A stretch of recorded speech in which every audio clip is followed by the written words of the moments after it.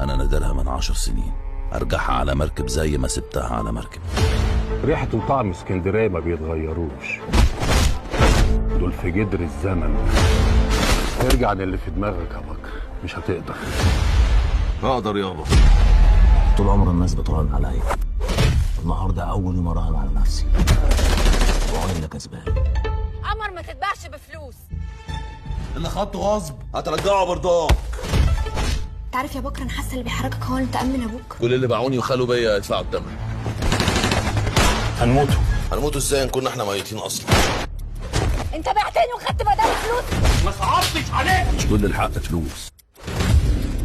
ده بيفرض سيطرته على الناس، عاوز يفهم الخلق انه كبير. ده انا هعينك.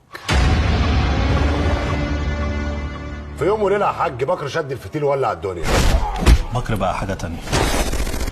اجوع وابرد وانام على الرصيف وانضرب واطفح الدم واشوف الموت كل يوم عشان يجي الوقت ده، الوقت اللي ارجع فيه كبير.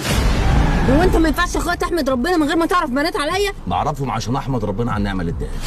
احنا ما قلناش في نفسنا حاجه يا بكر، والنصيب غلاب. ده على العاجز اللي ما بيقدرش. دم قلبك قلق، ده مع الاسكندراني. الاول انا زي ما التاني فين؟ الدار انت جوه وانا مش هتدارك. جوزك ما تعرفونيش خرسوه. بس انا ما اتضربش بالقلم من مخلوق. طب اهو انا ما اتضربش يابا قدام الناس. طب اهو نوى براني جايه واخده الكل في سكتها. الموت كان نصيب مني، بس اكيد الموت هيصلح خطته. انا هتغدر بقى ولا اللي بتعمله ده مش تمام. واللي خلق الخل ده نهدي لك كل دنيتك اللي انت فرحان بيها. لا احنا بتوع كل ولا